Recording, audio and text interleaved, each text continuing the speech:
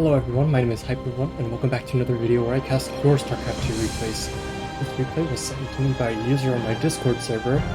It is a silver level game on Glittering Ashes Ladder Edition. If you want me to cast your game, please read the video description. Introduce we got today in the top right hand corner of the map. We do have the red Zerg player from clan Hyper1. It is wolfmax, playing Zerg. I just said that twice. Game volume is a little bit loud. Okay.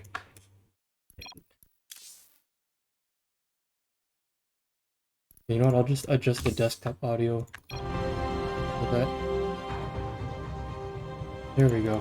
And in the bottom left hand corner we have the blue Protoss player representing a clan I don't know. His name is Geezer.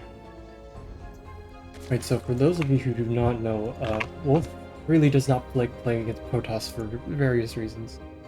And so, oh boy, why are you gonna start off the game with pylon block? It's really annoying when you're trying to expand and you just can't do it. Even tries to put the pool back on the way down, you get blocked again. Boy. That is tragic. Right, other side of the map, nothing really unusual going on, it's just these are opening up their pretty standard pylon gate with a gas on the way. I do believe the volume should be fine now. No. I'm trying to keep my voice down because my roommates, it is late and my roommates don't exactly appreciate it when I'm too loud. I will try to do my best to stay audible. Pool is on the way. Fortunately, wolfmax is not expanded, which is a bit of a problem. You're putting 2 on gas, I'm going to rally 1 down over where exactly? You're gonna rally it down to, you don't want to attack with drones, no. Okay, expand over, good. Please, the drone should not be there. The drone should be over here mining, we're already supply blocked. Nexus, where's your core? Core is hella late. What is neither side with a particularly amazing build order or anything. But I think it's safe to say that wolfmax's opening has definitely been disrupted a little bit more because he's now making Zerglings and a Queen. Hatchery is that's a very late natural. Normally you're supposed to, if you get pylon blocked, like, you just go take the other base. Honestly, just go take the other base, it's not going to be that much more vulnerable. And you definitely don't waste time, like, waste precious mining time using drones to attack pylon. Definitely don't want to do that. Right? Third base goes down. This is actually a normal, technically a normal third base timing. The problem is that the second base would already be done by now. Way and halfway done. Well, that's no good. More zealots. Kill battery on the way. You can't really read too hard into what the build orders at this MMR are because, let's be frank, not a whole lot of people know what the build orders are supposed to look like. But okay, a roach warren. Inject.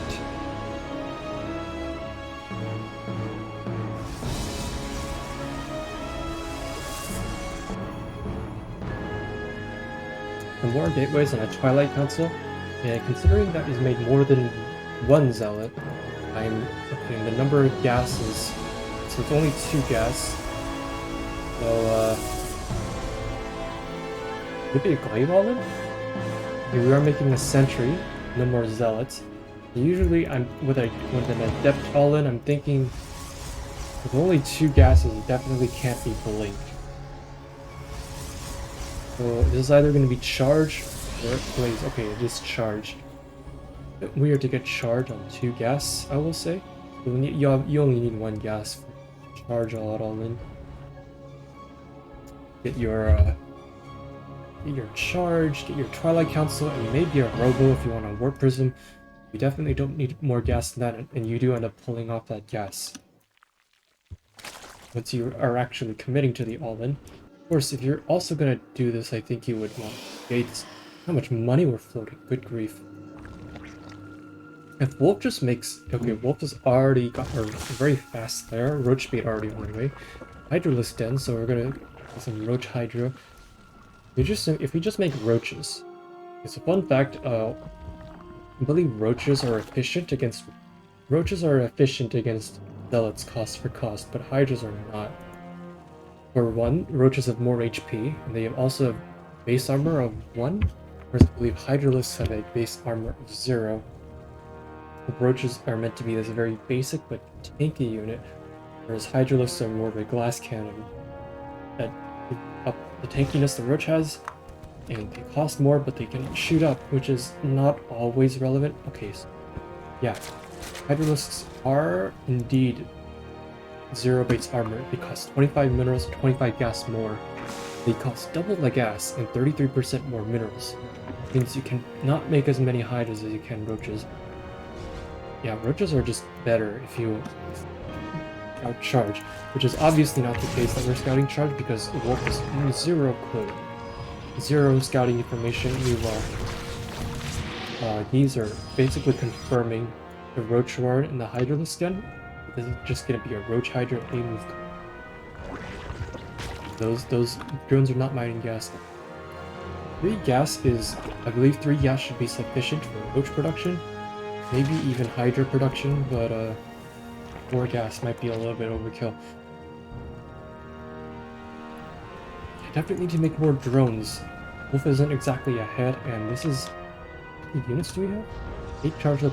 Okay, so if Giza were to move across the map right now, and Wolf made no units, Wolf just gets run over. So when I looked on the Discord server, I believe this guy floats more than you. He does float a lot of money, doesn't he? Both of these guys are floating a fair bit of money for 7 minutes. I believe the caption, there was a caption for this replay in the replay submission channel.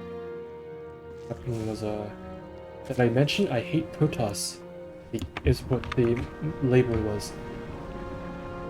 Another hallucinated Phoenix gonna head out. At the same time, the army is done waiting at home. They're just gonna go. Oh boy. And the first sign of this attack that Wolf is gonna get is that his overlord is being attacked. So let's see how he responds to this. Hydralisk speed is halfway done. +1/1 is not quite done yet. It should have been done a long time ago. Supply block, he can't make units. And this is a lot of Hydras against a decent number of charge lots. I don't know that this is enough to hold. Oh man. Okay, so we are attempting to kite backwards, but this is not, this Hydra army is just not enough to fight this directly. Okay, roaches will be popping up, but before we lose a lot of resources, like we're not trading very efficiently at all here. Now Wolf is down how many workers? 16 workers, good grief.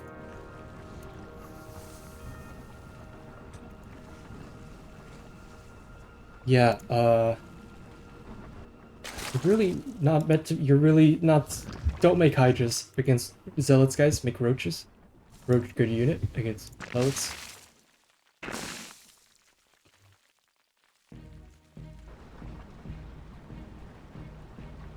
So, okay, now Wolf is down, Wolf just lost a ton of drones.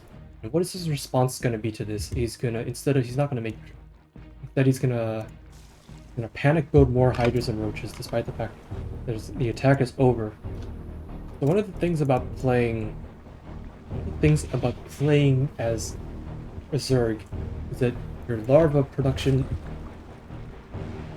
forces you to either commit to really building workers or commit to really building army.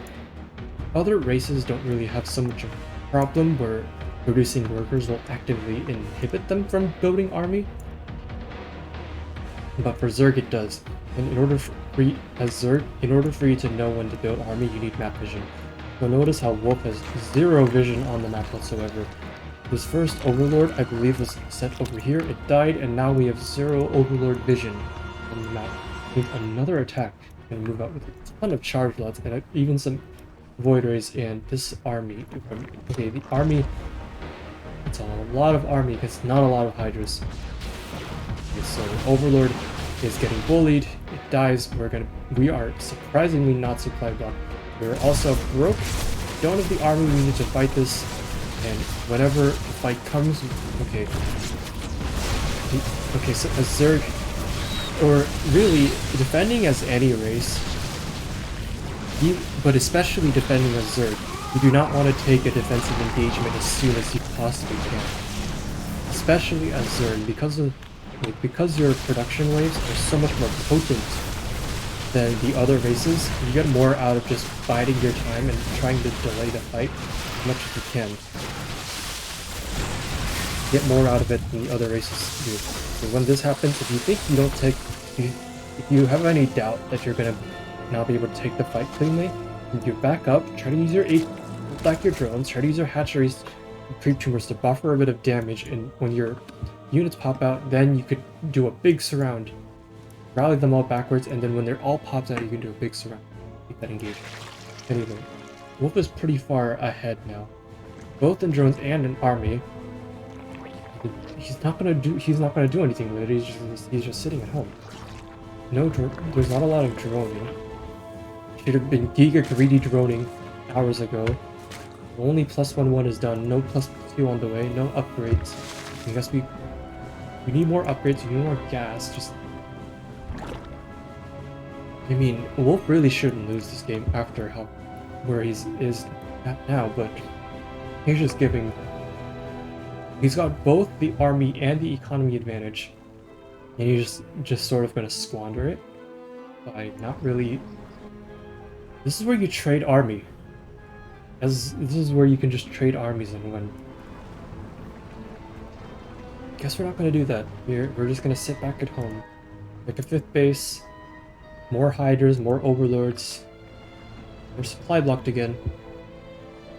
And then because we have no map vision, this random attack will appear out of nowhere. Destroy our queens, possibly take out an entire base. And at the same time, our opponent has set up a very easy multi-prong. A very easy multi-pronged attack where they get these zealots out here. But the main army is busy dealing with this. All the drones are already gone. This army gets destroyed, but not before another base gets completely wiped out. And Wolf just not efficiently dealing with this multi-prong. So it is moving the entire army around. Not necessarily. It's not like you can't get away with it at Silver League, but if you're gonna do that, you should at least pull your drones away so you don't lose those. Your bases are more easily replaceable than your drones are, for sure. Your bases do take a long time to build, but if you lose all the drones on the base, you'll be kicking yourself over it. This base is almost done. And now Wolf has decided to move out. Hopefully this game will come to an end. I'm begging you, please.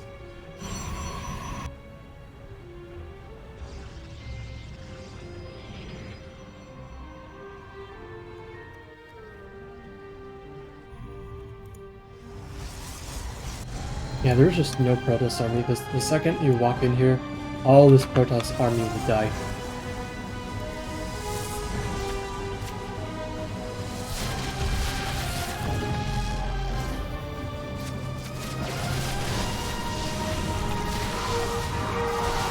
Yeah, this is GG.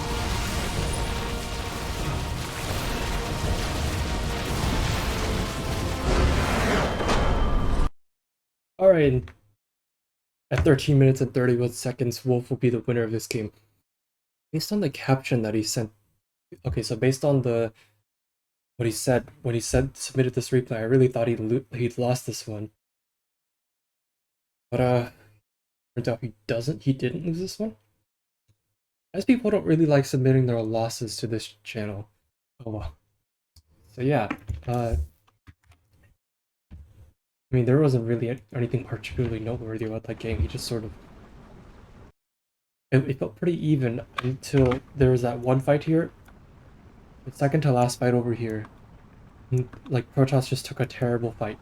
I don't even know how Wolf defended that, honestly. Like, I guess a bunch of units popped out when I wasn't paying attention. So this was the... Okay, so this was the part where I thought he was supposed to be dead. No, I guess he queued up a bunch of units. Okay, so pay attention to this fight. See here, the chargelets sort of go in, and the stalkers are not exactly providing supporting damage, and the zealots tank for everything else, but everything else just doesn't work. The zealots are constantly getting separated, and they're doing damage to things that aren't the army. So now you can just bring everything back, and Talkers and Borders are just not particularly good straight up combat units. Actually not without Blink.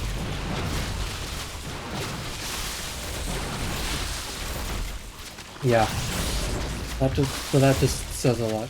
Anyway, at the end of the game, the resources lost tab.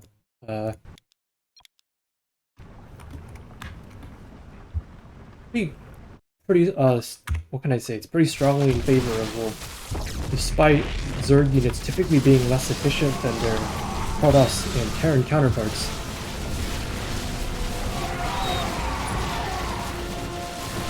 Yeah, so